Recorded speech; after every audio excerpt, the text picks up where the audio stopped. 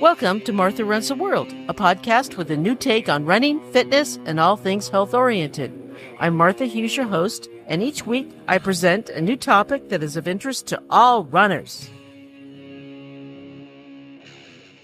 Hi, and welcome to episode 311 of Martha Runs the World.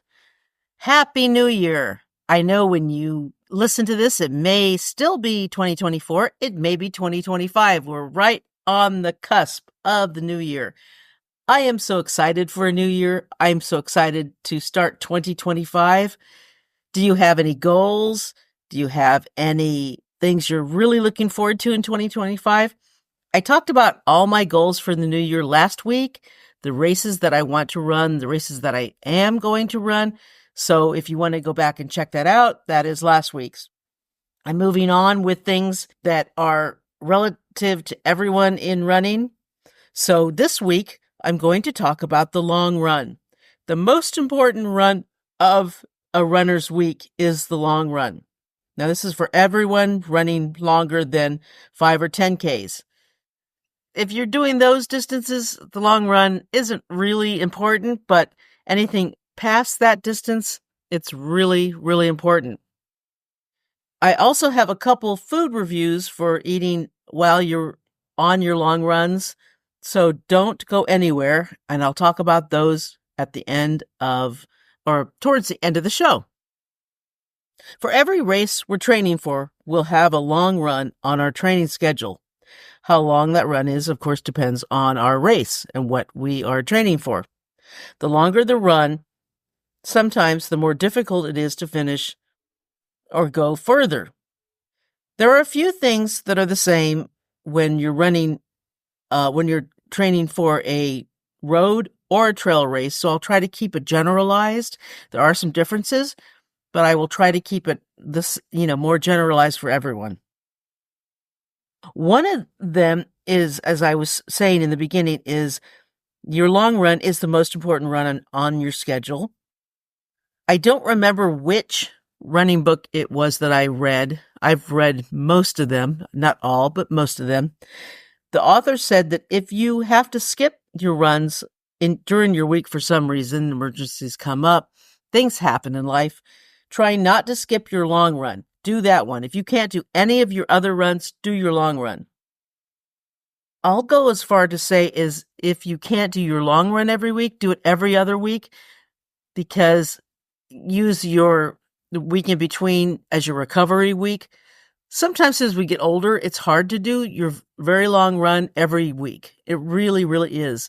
My body needs a week in between to recover. I just don't have it in me to do those really long runs every week. And that's fine because that fits in my schedule. I work every other weekend in my job. I work in urgent care in medicine, and I work 8 hours on Saturdays and Sundays every other week, and I cannot go out and run a long run, especially in winter when it's dark. And no, I'm not going to run a long run on the treadmill at the gym. I can do a few miles, but I'm not going to do a bunch of miles. I just don't have it in me. I cannot do that. And I give you folks huge credit, massive credit, if you can. I just want to just die. I can't do it. But if you can, yeah, good for you. Getting a long run done successfully is so different than going out and getting a couple miles. And it gets harder and harder as our runs get longer and longer. It's just, you have to plan out everything. You have to plan your hydration, your electrolytes, your nutrition, your bathroom breaks, transportation, what your run is going to look like, what the temperatures are, what your race is going to be, and how you want to imitate that on your training. There's so much that goes into it. And really, you do need to plan for it. You can't really be impromptu if you want to be more successful in your race. All right, now, the long run should be your slowest run in your week. If you do a lot of different types of running, if you do intervals, fartleks, tempo runs, all those different fun things. If you do a lot of different stuff, make sure that your long run is done at a very slow pace. If you think you're running too slowly, that's the pace you want to run at. Hydration. Okay, let's start at hydration. Please take at least a handheld water bottle with you in one of those cool little handheld gloves thingies. You don't even have to hold it. You just wrap it around your hand, and then it's just there. Very easy. They're not expensive, and it'll hold at least a little bit of water. It will hold your keys, your ID, maybe a goo or two. That's if you're not going out far. If you're only going out for like 10, 12 miles. So that's for a relatively shorter run. If you're going out farther, you really need a hydration vest. I know a lot of people don't like them, but it's really helpful. Maybe a waist pack. I don't like waist packs, but if you don't mind them, a waist pack. But make sure you have water with you. Always take some hydration with you. Don't rely on public water fountains, especially on road running. And of course, on trail, you know that you need your water with you because you can't rely on water stations or water when you're on trails. You got to take it yourself. And I think trail runners are more equipped to taking things themselves. Although I still see people on trails with taking nothing. And it's just like, have you been on many trails before?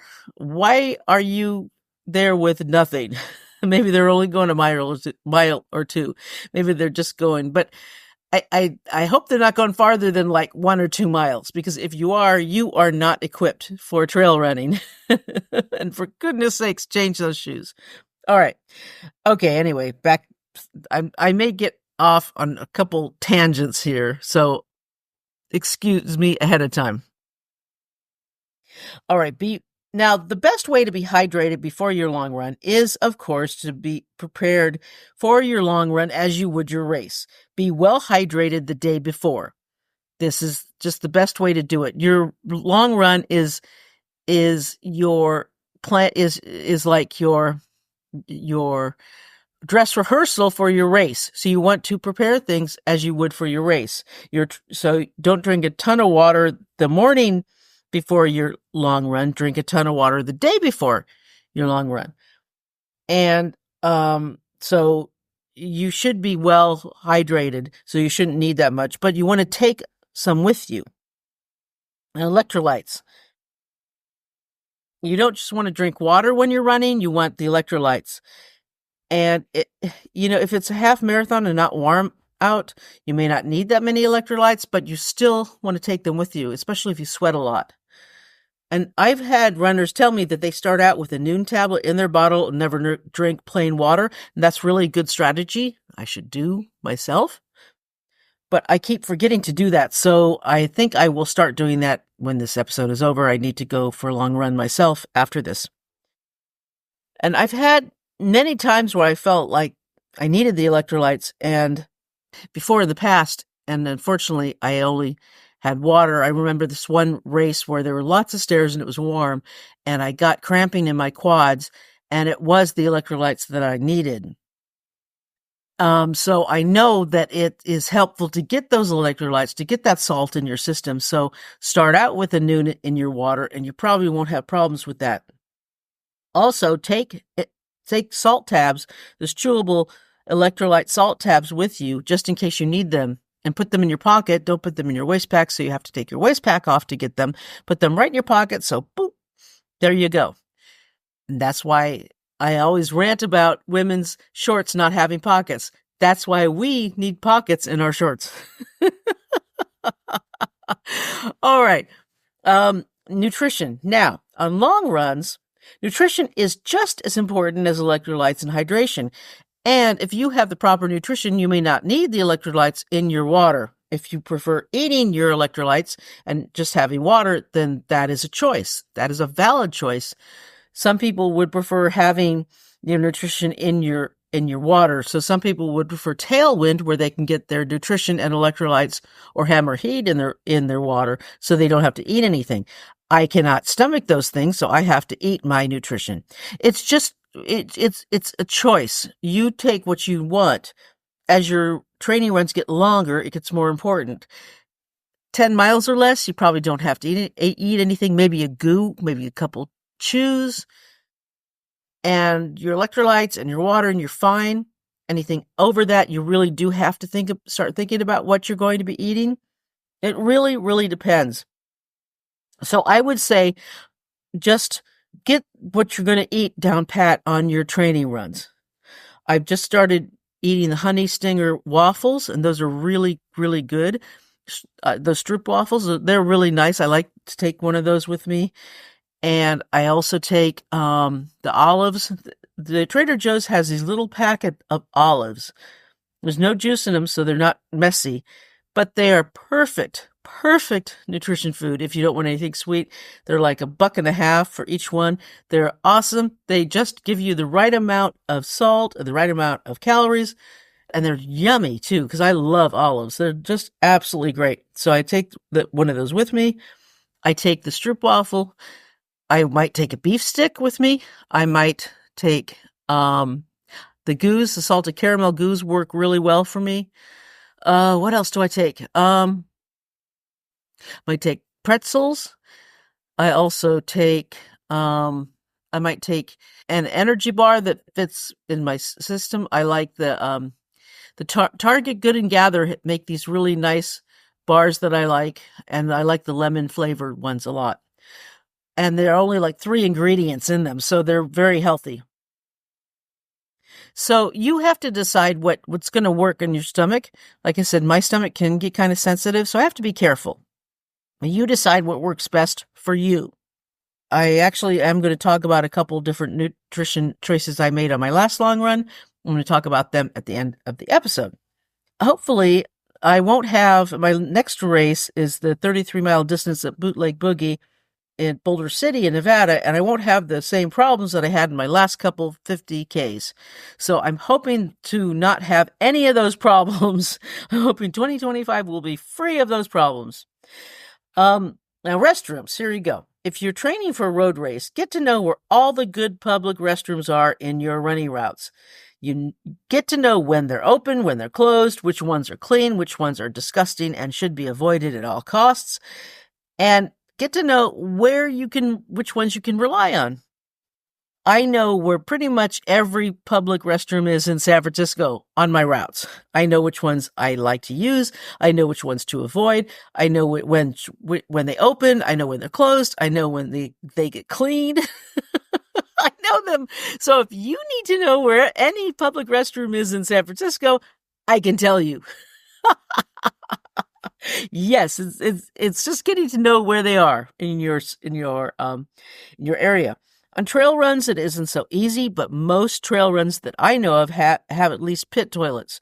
So if you need to go along the trail and you haven't been able to use a toilet, please watch out for poison oak, poison ivy, poison sumac, whatever you have in your area. And don't leave any paper behind. I know that's kind of gross, but take a plastic baggie with you. If you take tissue or napkin or something, Kleenex with you, pack it out. That's what backpackers do. Pack it out and deposit it in the first waste receptacle that you see. You don't want to leave it on the trail. That's not what we do. Hopefully we don't litter, and you don't want to be a litter bug either. So don't do that, but just put it in a Ziploc bag, put it in your hydration vest. Another reason why we have a hydration vest, and pack it out and just throw it away when you can. That's why I wonder about these runners who carry nothing with them. You carry nothing with you? How do you do anything? Do you just litter? I don't know. I don't get it. Okay. Transportation. Most people are not like me and own their own vehicle. I don't own a vehicle. But if you do own a car and you're not like me, you can drive to whatever trails or whatever area you want to run in and run where you want to. It's really important to find the place where you're going to do your long run to try to replicate the race that you're going to do. If your race is fairly flat, you want to train on a fairly flat area. If there's a lot of elevation, you want to get a lot of elevation in. If it's all single track, you want to try to do single track. whatever your race is you want to try to do. Leaving your vehicle at trailheads and parking lots presents a risk, especially these days. And it doesn't matter where you live. If you're at a trail and you're going to leave your car there, please make sure, it doesn't matter what city you're in or if you're outside of a city, please make sure that there is nothing in the passenger section of the car. It should be zero of anything. I go up to Lake Tahoe a couple times a year, and I rent a car, and I make sure that there's zero in the passenger part of the car. Zero, nothing. Mostly because there's bears up there, and they will break the window of the car to get whatever smells good. So you don't want to leave anything. You don't want to leave a gum wrapper. Well, I don't chew gum, but if I did, I would not leave a gum wrapper in the car. Nothing. You want nothing to tempt those bears. But you also don't want anything to tempt anyone to steal something from your car. Smash and grab, as they call it. And this happens all throughout the U.S. And probably other countries too. I don't know, though. But it happens. It doesn't matter what city it's in. Just please be careful and don't keep anything in that car. Put everything in the trunk. Or if you have an SUV, there are secret compartments where you can put things where nobody can see things. You just don't want anything visible in your vehicle. It's not worth the risk. Just be smart. When I say that, because every runner should have a runner's box. Now, I have a runner's box and I keep it at home because, like I said, I don't own a vehicle. I have a little plastic box that I keep everything in. It's like a small kit, a little box that I keep everything in that I need for my running. Just little stuff. I don't mean clothes. I mean stuff. And you can use a fishing tackle box if you want, but it has everything in there. It has my gaiters, a headlamp, and batteries or a charging cord if you need that, CBD gel, blister kit, and moleskin, and other first aid kit stuff, hydration mixes, gels, that kind of stuff. You can have everything that you need for running goes in that kit. Now, some people keep that in their trunks of their cars or in that little hiding spot in your SUV. Whatever you want, you can do that. You can also keep your trail running shoes in the trunks of your car. If they get disgustingly dirty, you don't want to get that mud and yuck in the passenger part of your vehicle. It's really up to you what you want. But it's a really nice idea to have that. And it really helps on your long run that before you run, you put moleskin on your problem areas. I have a problem area on my big toe, on the side of my big toe. I put a little moleskin on it and boom, I'm good to go. So you want to think about doing that yourself. Now, speaking of running on the same type of environment, you want to make sure that you are doing the same type of thing. If there's a lot of hills, you want to run where there's a lot of hills. If the race that you're going to do is flat, you want to make sure and stay on a flat area. Now, if you are in a flat part of the world and you're going to be running on a course that has a lot of hills or has a big hill, and it's impossible for you to drive hours to where there are hills, then find an empty garage or a bridge or even a freeway overpass or even stairs in buildings. Crazier things have been done for training. Anything to help you get with the exercise or the training that you need for your race. And the opposite is true for flat race training. If you live in a hilly area, I live in San Francisco. There are lots of hills here. Now, there are flat areas too. I just have to be particular about where I run. I can stay on flat. It's just not as exciting as the hills. Definitely not as exciting. This also applies to weather. If it's going to be hot at your race, try to find similar conditions. Of course, that's hard if you're training in the winter for a spring race and it's going to be warm in spring and you're in winter. It's probably easier to train. Well, it's not easier to train in heat, but it makes for a better fall race if you're training in the summer in the heat and then you run in cooler weather. That's always the case, but it's kind of harder to train in the winter for a spring race. But you get the picture. Now, if you're going to do your race in muggy, humid heat and you live in a place where it's not, You might want to immerse yourself in where you can, or if you can, in a sauna and toss some water on those stones so you can get that steamy heat and get used to it. And you can check out websites that gives you a schedule to do it effectively to help you with your race. Now, if you're running at altitude, and I'll probably do a whole show on altitude running and altitude races, because there's a lot of misnomers about it, a lot of fake information out there. So I'll try to get to the bottom of it and give you only the real info. Altitude adjustment, you either have to show up a couple weeks before your race or a couple nights before. Getting there 1 week before isn't going to help you much, unfortunately. One of the biggest problems with the long run is not finishing the whole run. It's really easy to talk ourselves out of it. It hurts. We're tired. We don't need to do this anyway. It's cold. It's raining. It's too hot. I don't have the time. Think of what excuse you can and fill in the blank. Hey, I've done this before. I've done this a few times. Think of the hardest part, sticking to the plan. It's about keeping ourselves on track. We only have a certain amount of days to do this. We only have a certain number of training days, and we have to get our runs in. And then we have the rest of our lives as well, unless we're elite runners. And then, well, our lives are built around training, so that doesn't really matter, right? I can't tell you that the runs are easy. I find it hard myself to get the long run in, but we have to get it in somehow. We have to push ourselves past our doubts, our fears, and our negativity to get it done. And once you get it done, then you go eat. The best part about it, right? All right. So just find ways to get your runs done. Plan, and then go do it. Okay? Now, I said I was going to have a couple food reviews. One I talked about a little bit was the Honey Stinger. I've never used Honey Stinger stroopwafels before. I've always gotten the little mini stroopwafels from Trader Joe's. And unfortunately, I might take a few of those on my long run, and then I wind up eating the rest of the bag at home.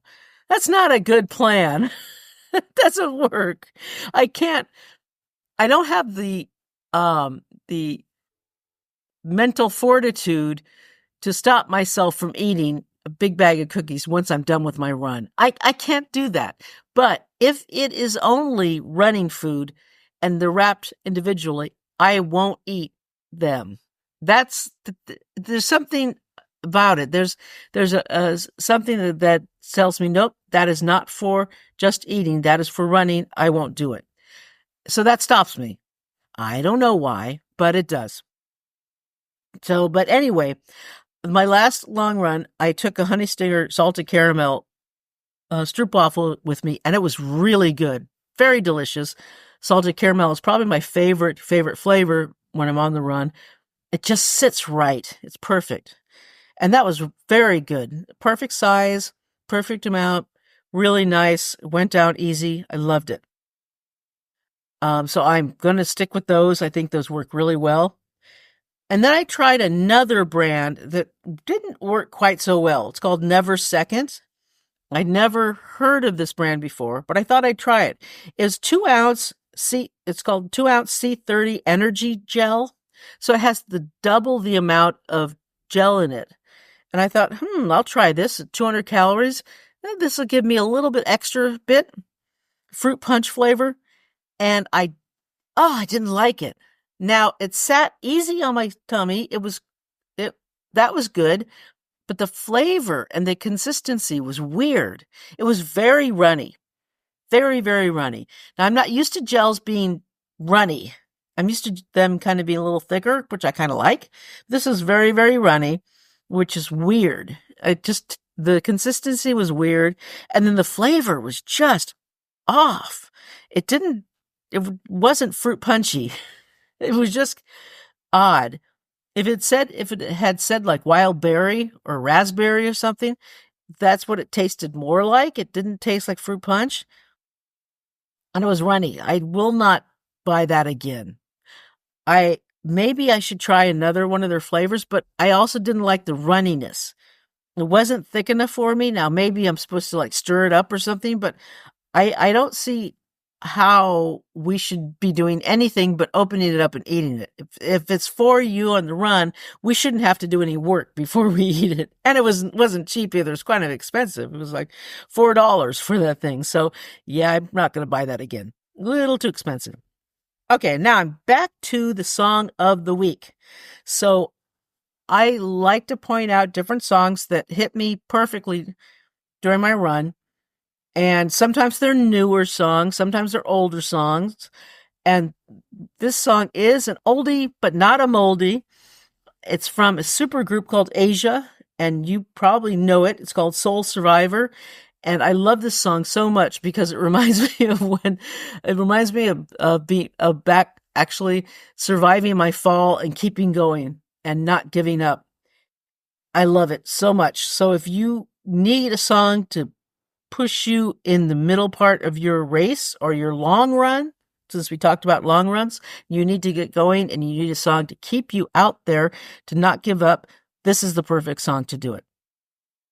Okay, so that is it today, and thank you so much for joining me, and I look forward to a great year of running. 2025 is going to be an amazing year for all of us. I know that. We are going to have so much fun together, running and talking about running, and all kinds of terrific stuff is going to happen this year.